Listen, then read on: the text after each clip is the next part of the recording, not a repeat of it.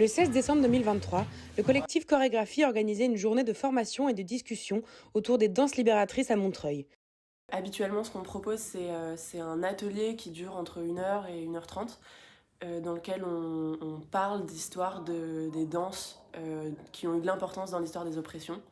Et on en parle et en même temps on initie, donc c'est hyper participatif, c'est comme un petit spectacle. Ce qu'on a fait aujourd'hui et ce qu'on continue demain, c'est plutôt une formation sur le pouvoir de l'art et de la danse par rapport à la montée de l'extrême droite. En 2022, du coup, suite aux élections législatives et présidentielles, j'ai décidé de retravailler tous ces petits ateliers que j'avais testés pour les inclure dans une narration où on serait en 2028 dans un état fasciste. On part du constat que l'extrême droite gagne beaucoup de terrain dans à peu près toutes les sphères publiques et privées. Et donc ce qu'on veut faire, c'est amener des réflexions par rapport à ça, mais aussi une résistance et une lutte joyeuse. Voilà.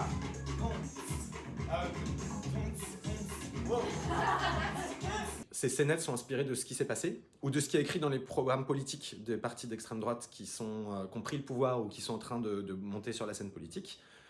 Et il y a plusieurs réponses artistiques possibles dans l'histoire qui ont fait leurs preuves déjà. Ça peut être des flash mobs, ça peut être du gospel pour lutter contre des oppressions ou demander des droits, ça peut être de la capoeira pour aller marronner, pour résister, ça peut être certaines formes de danse pour se moquer des oppresseurs ou faire passer des messages codés ou se retrouver et recréer un sentiment de communauté malgré l'oppression. Le club, c'est l'endroit où on peut s'exprimer sans se taper sur la gueule. C'est pas juste des mots et c'est pas juste des moments festifs, mais c'est aussi ça peut être un acte complètement militant d'aller dans ces soirées et de comprendre d'autres cultures, d'autres danses qui ont un passé souvent lourd.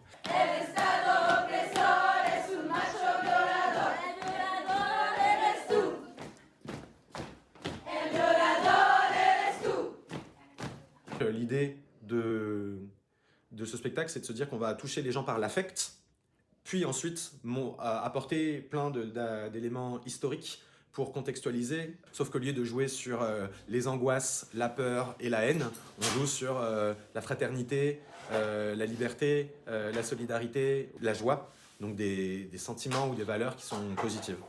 L'important, c'est de garder le 1, 2, 3. 1, 2, 3. 1, 2, 3. 1, 2, 3.